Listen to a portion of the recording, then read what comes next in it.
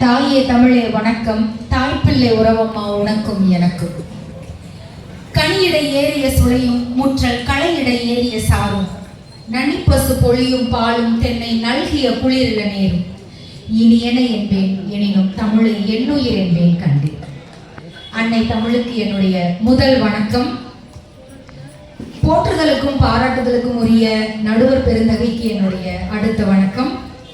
இருசால் பேச்சாளர்களுக்கு என்னுடைய பெரிய வணக்கம்.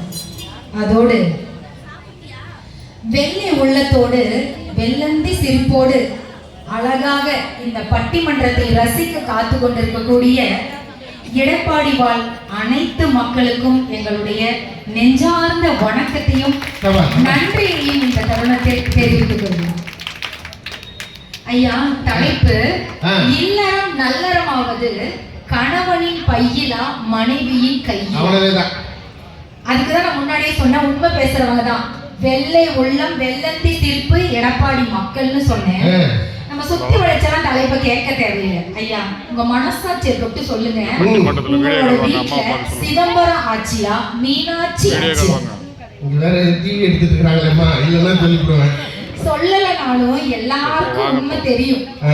அந்த ஏன் அப்படி நான் சொல்றேன்னா, நம்ம முதல்ல பேசின பேச்சாளர் ஐயா சொன்னாரு, சமைக்கிறதே ஒரு பெரிய கலை, அந்த கலையை வேற கொலை பண்றாங்க. ஐயா, குக்கர்ல வச்சா சாதம், அதையே சாமிக்கு வச்சா பிரசாதம். அந்த குக்கர்ல சோறு வச்சு ஆசாமியா இருக்கிற புருஷங்களுக்கு போடுற மனைவிங்க தாங்கையா உங்களுக்கு கிடைச்ச வர பிரசாதம். அப்படிப்பட்ட மனைவியின் கையில இல்லாத இல்லறமா? அவர்களுடைய கையில தாங்க ஐயா அந்த இல்லறம் இருக்கு. அது தெரியாம இங்க பேசுறாங்க. ஏன்னா இல்லறம் மட்டுமா இருக்குது,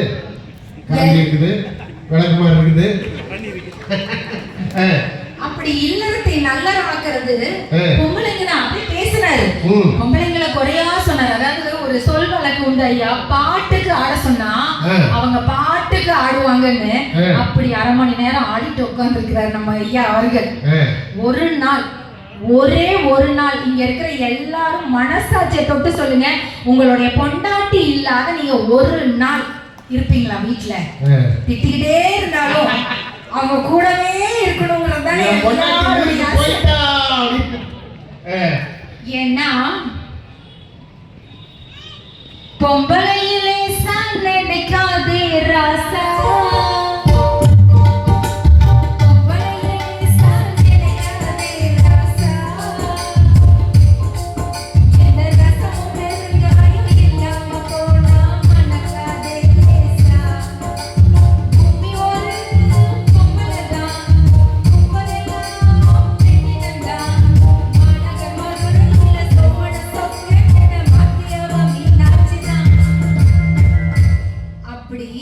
பொம்பளைங்க தான் நடுவர் அவர்களே இல்லறத்தை நல்லறமாக்குறது.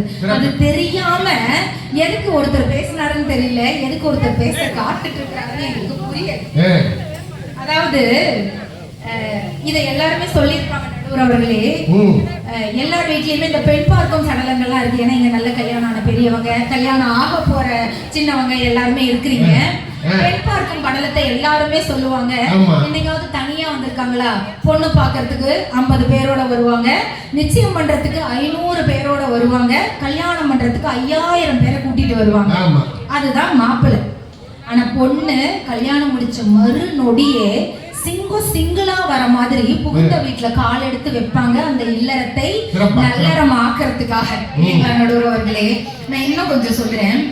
இங்க இருக்கக்கூடிய ஆண் பிள்ளைய பெற்றவங்க எல்லாருக்குமே தெரியும், சரிங்களா? நிறைய பேர் வீட்டுல ஆண் பிள்ளைங்க இருக்கு, எனக்கும் இருக்கு. ஆனா குட்டியா இருக்கு, உட்காந்து பட்டிமன்றத்தை பார்த்துக்கிட்டு இருக்கு. அது பெருசானா தெரியும். அதாவது தோளுக்கு மேல வளர்ந்துட்டா தோழன்னு சொல்லுவாங்க. மீசைய முறுக்கிறது என்ன, அப்படியே காலரை தூக்குறது என்ன, அடங்க மருன்னு அப்பாவுக்கும் அடங்காது அம்மாவுக்கும் அடங்காது. ஊருக்குள்ளேயே தான் பாட்டுல சுத்தும். இன்னும் சொல்லணும்னா தருதலையா சுத்து நடுவர் அவர்களே எல்லா ஆண் பிள்ளைகளும் கல்யாணத்துக்கு முன்னாடி. அப்படி ஊர்லாம் கேட்பாங்க, என்ன உன் பையன் இப்படி சுத்துறான், ஒரு அவனுக்கு ஒரு கால் கட்டு போட்டு வைக்க மாட்டியா அப்படின்னு. ஏன்னா கால் கட்டு போட்டு பொண்டாட்டி நாங்க உள்ள வந்தாதான் அந்த பையனை திருத்த முடியுமாமா நடுவர் அவர்களே, நான் கேட்கிறேன், இங்க இருக்கிற எல்லாரையுமே கேட்கிறேன், எங்க கழுத்துல என்ன நாங்க போர்டா மாட்டிக்கிட்டு இருக்கிறோம், இவ்விடம் சீர்திருத்த பள்ளி நடத்தப்படும் அப்படி தருதலையா சுத்துற பிள்ளைகளை எங்க கையில கட்டி கொடுத்துறது. நாங்களும் அம்மா சொல்றாங்க அப்பா சொல்றாங்கன்னு கல்யாணம் பண்ணி வந்து ஒரு மாசத்துல நடுவர் அவர்களே, ஒரே மாசத்துல தருதலையா சுத்திக்கிட்டு இருக்கிற பசங்களை நம்ம தலை மாதிரி நம்ம தலை மாதிரி நாங்க மாத்தி கொடுக்கலையா? சிறப்பு சிறப்பு. அதுல இல்லையா நல்ல நடுவர்களே, ஒரு மாசத்துல அந்த பையன் எப்படி மாறிடுவான். கொஞ்சி பேசிட வேணாம்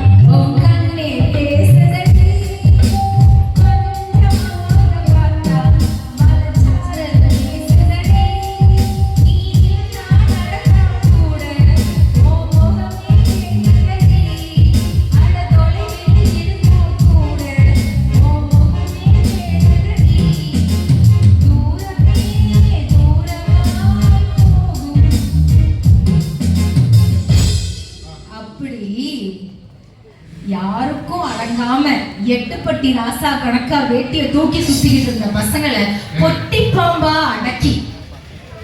பாம்பா அடக்கி ஒரு நல்ல குடும்பஸ்தனா மாத்துறது பொம்பளைங்க தானே, மனைவிகள் தானே. அந்த மனைவிகளால தானே உங்களுக்கு குடும்பஸ்தன்ற ஒரு அந்தஸ்து கிடைச்சு உங்களை 4 பேர் மதிக்கிறதே. அப்படி இருக்கிற வீட்டுல மனைவிகளால மட்டும் தானே நடுவுறவர்களே அந்த இல்லறம் நல்லறமா மாறும். அதே மாதிரி அம்மா அப்பாவோட ஆத்திரத்துக்கு அடங்காத பசங்க கூட பொண்டாட்டிகளோட அன்புக்கு அடங்கிடுவாங்க நடுவுறவர்களே. அதுதான் அந்த அன்புக்கு இருக்கிற ஒரு மரியாதை, பொண்டாட்டிங்கிற ஒரு பொண்ணுக்கு இருக்கிற முக்கியத்துவம். இப்போ அடுத்ததான் என்ன சொல்லுவாங்க நடுவுறவர்களே, இந்த நம்மளுடைய கணவன்மார்கள் எல்லாருமே மனைவிக்கு கொடுக்கிற மரியாதையை அவங்க அம்மாவுக்கும் கொடுப்பாங்க. ஏன்னா பெண்கள் தான் அந்த வீட்டினுடைய நாட்டுகளை நம்ம அப்புறம் போலாம், வீட்டினுடைய கண்களே கண்டிப்பா பெண்கள் தான் நடுவர் அவர்களே. பொண்களை இல்லாத வீடு, அதாவது ஒரு பெண் இல்லாத அப்பா இல்லாத வீடு, தாத்தா இல்லாத வீடு, பாட்டி இல்லாத வீட்டுக்கெல்லாம் குழந்தைங்க வரும். ஸ்கூல் விட்டு வந்த உடனே அம்மா மட்டும் இருந்தா போதும் அந்த குழந்தைங்களுக்கு. பெண்ணெங்க, பென்சில் எங்க, பேனா எங்க, நோட் எங்கன்னு அனைத்தையும் தேடுற குழந்தைங்க அம்மா இல்லாத வீட்டுல வந்த உடனே அம்மாவை மட்டும் தான் தேடும் நடுவர் அவர்களே. அதுதான் அம்மாங்கிற பொண்ணுக்கு இருக்கக்கூடிய ஒரு மரியாதை. அந்த குடும்பத்தை அவங்க எப்படி வச்சிட்டு இருக்காங்கிற அவங்களுடைய சாமர்த்தியத்தனம். அதனாலதான் அழகா சொல்லுவாங்க நடுவர் அவர்களே, பசந்தங்கம் புது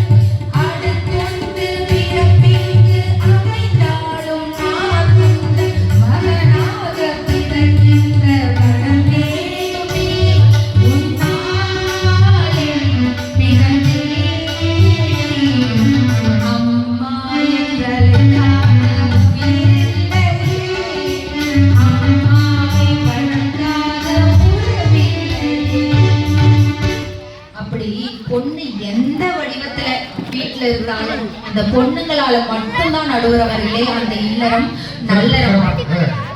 நடுவுறவர்களே, உலகத்திலேயே முதல் ஒரு சேமிப்பு வங்கி, டெபாசிட் பேங்க் அப்படின்னா என்ன தெரியுமா நடுவுறவர்களே? அம்மாவோடைய அஞ்சரை பெட்டியும் அடுக்களை பானையும் மட்டும்தான். ஏன்னா சுருக்கு பைன்னு நம்ம பாட்டிங்கெல்லாம் வச்சிருக்கிறத நீங்கெல்லாம் பார்த்துருப்பீங்க. இப்ப கூட நிறைய பாட்டிங்க வச்சிருப்பீங்க இல்லைங்களா? அந்த சுருக்கு பைன்னு ஏன் தெரியுமா நடுவுறவர்களே அதுக்கு பேர் வந்தது? நீங்க எத்தனை காசு கொண்டு வந்து சம்பாரிச்சு உங்க கையில இருக்கிற காசை கணவன்மார்கள் எல்லாம் பொண்டாட்டிகிட்ட கொடுத்தா கூட அத வீட்டு கணக்கு, பால் கணக்கு, மளிகை கணக்கு, பலசர கணக்கு, மொய் கணக்குன்னு வச்சாலும் அதை சுருக்கி சுருக்கி சுருக்கி மிச்சம் பண்ணி அந்த சுருக்கு பையில சேர்த்து வச்சு தேவைப்படும் போது கொடுக்குறாங்க. பாத்தீங்களா நடுவுறவங்க பொண்ணுங்க, மனைவிகள் அவங்கதான் நடுவர் அவர்களே உண்மையிலேயே பெரிய சேமிப்பு. வண்டியில பொல்லாச்சி சந்தையில் சிந்து நகர் வியாபாரிகள் கிழக்கனே, நீயும் இது போட்டு பணத்தை என்னே கிழக்கனே. புதிய வண்டியில பொல்லாச்சி சந்தையில் சிந்து நகர் வியாபாரிகள் கிழக்கனே, நீயும் இது போட்டு பணத்தை என்னே கிழக்கனே. சேர்த்த பணத்தை சிக்கனமா செலவு பண்ண பக்குவமா, சேர்த்த பணத்தை சிக்கனமா செலவு பண்ண பக்குவமா. அம்மா கையில கொடுத்து போடு கிழக்கனே, உங்க அம்மா கையில கொடுத்து போடு கிழக்கனே. அவங்க 600 ஆக்குவாங்க கிழக்கனே, அவங்க 600 ஆக்குவாங்க கிழக்கனே. மணப்பாறை மாடு கட்டி, மணப்பாறை மாடு கட்டி மாயவாக ஏறு கூட்டி வயக்காட்ட பொழுது போடு கிழக்கனே. கண்ணில் நகைய போட்டு பாடுவது கிழக்கனே, கண்ணில் நகைய போட்டு பாடுவது கிழக்கனே. நடுவர் அவர்களே மருதகாசிக்கு அன்னைக்கே தெரிஞ்சிருக்கு, இங்க இருக்கிற மக்களுக்கு எல்லாம் தெரிஞ்சிருக்கு. எதிரணிக்கு மட்டும் எப்ப தெரியும்னு தெரியல நடுவர் அவர்களே. கட்டி வர முடிஞ்ச உடனே தெரிஞ்சிரும்னு நினைக்கிறேன். கணக்கு ஏன்னா அம்மா கையில கொடுக்கிற காசு மட்டும்தான் 600 ஆகும், 100 1000 ஆகும் இல்லைங்களா? அதாவது நடுவர் அவர்களே வரலாறு போடுறது நேற்றைய கணக்கு, வாலிப வயசு போடுறது இன்றைய கணக்கு, எதிர்காலத்தை பத்தி யோசிக்கிறவங்க போடுறது நாளைய கணக்கு, பசங்க போடுறது மனக்கணக்கு, பொண்ணுங்க போடுறது மனக்கணக்கு, ஏழைங்க போடுறது பணக்கணக்கு, பணக்காரங்க போடுறது பணக்கணக்கு, அரசியல்வாதிக போடுறது ஓட்டு கணக்கு, மக்கள் போடுறது நம்பிக்கை கணக்கு, எல்லா ஏமாத்து வேலையும் செய்யற ஆட்சியாளர்கள் போடுறது தப்பு கணக்கு, அவங்களையெல்லாம் பார்த்துக்கிட்டு இருக்கிற ஆண்டவன் போடுறது நியாய கணக்கு. அப்படி உங்க வீட்லயும் எங்க வீட்லயும் நானாகவும் நீங்களாகவும் இங்க அமர்ந்திருக்கக்கூடிய பெண்களாகிய இல்லத்தரசிகள் எல்லாரும் போடுற எந்த கணக்குமே நியாய கணக்கு, நீதி கணக்கு, நேர்ம கணக்கு மட்டும்தான் நடுவர் அவர்களே. அந்த கணக்கு எல்லாரையும் தரம் உயர்த்துமே தவிர யாரையும் தரம் தாழ்த்தாது. அப்படிப்பட்ட பெண்களால மட்டும்தான் நடுவர் அவர்களே நம்முடைய இல்லறம் நல்லறமா மாறும். அதே போல இங்க பெரும்பான்மை பெண்கள் மேல சொல்ற குற்றச்சாட்டு, ஐயா கூட சொன்னாரு உழைப்பாளர் சிலையா, அதை சொல்ல மறந்துட்டேன். உழைப்பாளர் சிலை யாருக்கு வச்சிருக்காங்க? ஆம்பளைங்களுக்கு தானே வச்சிருக்காங்க. அப்ப ஆம்பளைங்க மட்டும்தான் உழைப்பாளர்கள். நான் கேக்குறேன் ஐயா, உங்க வீட்டுல உங்களுக்கு சோறு சமைச்சு கொடுக்கறது யாரு? மனைவி. அவங்க என்ன பண்றாங்க? சும்மா இருக்கிறாங்க. உங்க வீட்டுல குழந்தைங்களை பாத்துக்கிறது யாரு? மனைவி. சும்மா தான் இருக்கிறாங்க. உங்க துணியெல்லாம் துவைச்சு கொடுக்கறது யாரு? மனைவி. அவங்க என்ன பண்றாங்க? சும்மா தான் இருக்கிறாங்க. ரேஷன் கடைக்கு போறது யாரு? மனைவி. அவங்க என்ன பண்றாங்க? சும்மா தான் இருக்கிறாங்க. பால்காரங்கிட்ட பால் வாங்கிட்டு வர்றது யாரு? மனைவி. பெரிய வேலை தான் இருக்கிறாங்க. இப்படி எல்லா வேலைக்கும் உங்களுக்கு மனைவி தேவை. அந்த மனைவினா சும்மாவாமா. இது நல்ல என்ன சொல்றது, உருட்டுலயே உருட்டு பெரிய உருட்டா இருக்கு நடுவர்களே நம்மளுடைய எதிரணி பேசுறது இல்லைங்களா? அப்படியே அவங்களுடைய உழைப்பு தெரியாமே போயிருது. ஏன்னா எல்லாரும் சொல்ற குற்றச்சாட்டு என்ன, அவங்க கஷ்டப்பட்டு கணவர்கள் பையில சம்பாரிச்சுக்கிட்டு வரத கையில வாங்கி வீடு வாங்கணுமா, நகை வாங்கணுங்கிறாங்களா, பட்டு புடவை வாங்கணுங்கிறாங்களாமா அப்படின்னு குற்றச்சாட்டு மேல வச்சுக்கிட்டே இருக்கிறாங்க நடுவர் அவர்களே.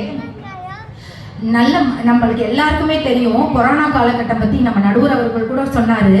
அந்த கொரோனா காலகட்டத்துல பல குடும்பங்கள் தற்கொலையிலிருந்து தப்பிச்சதே இந்த மனைவிமார்களினுடைய சாமர்த்தியமான இல்லறத்தினால மட்டும்தான்றதை யாருமே மறந்துடக்கூடாது.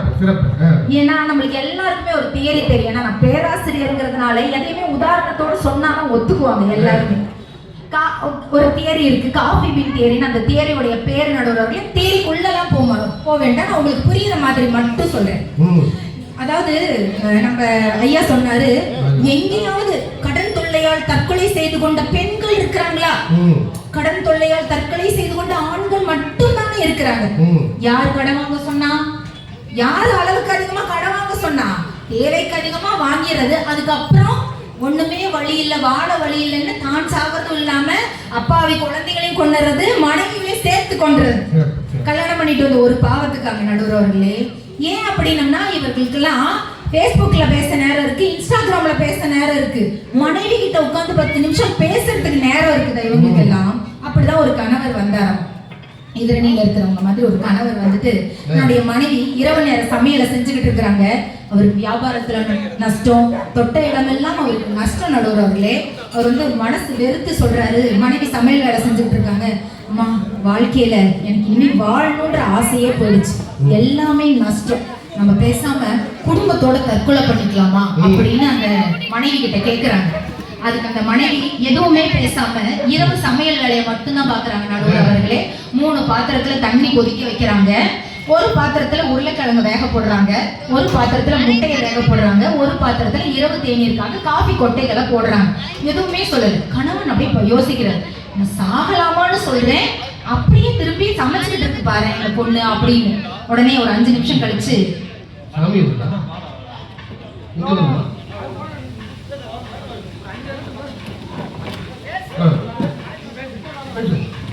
5 நிமிஷம் கழிச்சு அந்த மனைவி கூப்பிடுறாங்க, இங்க 1 நிமிஷம் வாங்க அப்படின்னு. அந்த 3 பாத்திரத்துல இருக்கிற பொருளையும் காட்டுறாங்க. தொட்டு பாருங்க அப்படின்னு. உருளைக்கிழங்கு முதல்ல எப்படி இருக்கும் நடுவர் அவர்களே? கடினமா கல்லு மாதிரி இருக்கும். அது 5 நிமிஷம் சுடுதண்ணியில போட்டோடனே மென்மையா மிருதுவா மாறி, முட்டை இப்போ உடையலாமா அப்போ உடையலாமான்னு இருக்கும், தண்ணியில போட்டோடனே கடினமா மாறி. காபி கொட்டை ஒரு சுவையும் இல்ல ஒரு மனமும் இல்லாத இருக்கும், தண்ணியில போட்டோடனே அந்த அறையே மனம் பறக்கும். அந்த மனைவி சொன்னாங்களாம் கணவர்கிட்ட, இதுதான் வாழ்க்கை, இதுதான் நமக்கு வர கஷ்டம். நாம சின்னதுன்னு நினைக்கிற கஷ்டம் பெருசா தெரியும், பெருசுன்னு நினைக்கிற கஷ்டம் ஒண்ணுமே இல்லாம போயிடும். இந்த காஃபி கொட்டை மாதிரி அது போக்குல கஷ்டத்தை விட்டுருங்க. ஏன்னா நல்லது மட்டுமே நடந்துகிட்டு இருந்தா கடவுளை நம்ம யாருமே நினைக்க மாட்டோம். இன்னைக்கு இந்த அன்பான பக்த கொடிகள் எல்லாம் மாரியம்மனுக்கு எவ்வளவு சிறப்பா விழா எடுத்து அவளுக்கு தன்னுடைய நன்றி கடனை செலுத்திட்டு இருக்கிறீங்க. வாழ்க்கையில கஷ்டமே இல்லைன்னா, துக்கமே இல்லைன்னா, துயரமே இல்லைன்னா நம்ம சாமியை கூட நினைக்க மாட்டோம்.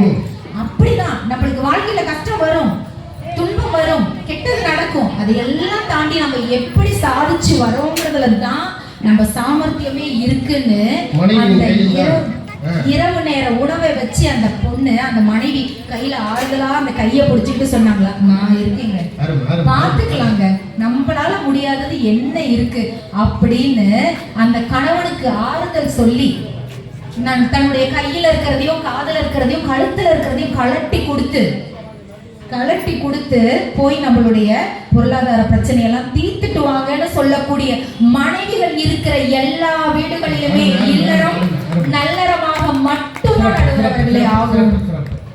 சொல்லலாம், நீங்க தங்கம்னா இன்வெஸ்ட்மெண்ட், நீங்க புடவையா வாங்கி குவிக்கிறீங்களே, இப்படி புடவையா வாங்கி விதவிதமா கட்டுறீங்களே நடுவர்களே, தங்கம்ங்கிறது இன்வெஸ்ட்மெண்ட், நாங்க கட்டுற புடவைங்கிறது எங்களுக்கான சேஃப்டி மெஷர்மெண்ட். அப்பதானே எங்களை மட்டும் நீங்க பாப்பீங்க, ஏத்தாப்புல வீட்டுல பக்கத்து வீட்டுல இருக்கிறவங்க எல்லாம் கணவன்மார்கள் பார்க்க மாட்டாங்க பாத்தீங்களா. அதனால அதுவுமே எங்களுக்கான சேஃப்டி மெஷர்மெண்ட் தான் நடுவர்களே. அதனால இப்படி எல்லா சூழ்நிலையிலும் எந்த தலைமுறை எடுத்துக்கிட்டாலும் நம்மளுக்கு எல்லாருக்குமே தெரியும், நாம் அப்படிங்கிறது இன்றைய தலைமுறை, நம்மளுடைய அப்பா அம்மாங்கிறது நேற்றைய தலைமுறை, பாட்டன் பாட்டிங்கிறது 3ஆம் தலைமுறை, பூட்டன் பூட்டிங்கிறது 4ஆம் தலைமுறை, ஏட்டன் ஏட்டின்றது 5ஆம் தலைமுறை, ஓட்டன் ஓட்டிங்கிறது சேயோன் சேயோன்ங்கிறது 6ஆம் தலைமுறை, ஓட்டன் ஓட்டிங்கிறது 7ஆம் தலைமுறை, பரம்பரைங்கிறது 8ஆம் தலைமுறை. இப்படி எத்தனை தலைமுறையை நம்ம எடுத்துக்கிட்டாலும் அத்தனை தலைமுறையிலையும் சிவன்னா இடப்பாகத்தை கொடுத்த சக்தி இருக்காங்க, பிரம்மானா அவருடைய நாவல சரஸ்வதி இருக்காங்க, மகாவிஷ்ணு உலகத்துக்கே காக்கும் கடவுளா இருக்கிற மகாவிஷ்ணுனா லட்சுமி இருந்து அவங்கள பாத்துக்கிறாங்க. அப்படி சாமியா இருந்தாலும் சரி, ஆசாமியா இருந்தாலும் சரி, எத்தனை தலைமுறை நீங்க கடந்தாலும், இன்னும் எத்தனை தலைமுறை பார்த்தாலும் இல்லறம் நல்லறமாவது மனைவியின் கையில் தான், மனைவியில் கையில் தான் அப்படின்னு சொல்லி நல்லதொரு வாய்ப்புக்கு நன்றி கூறி அனைவருக்கும் நன்றி கூறி அமர்கிறேன். நன்றி, வணக்கம்.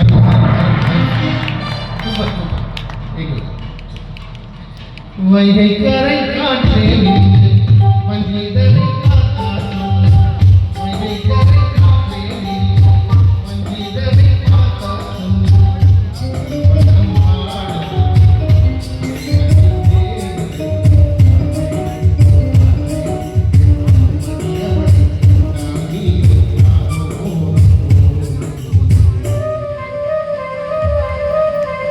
வைகை கரை காற்றே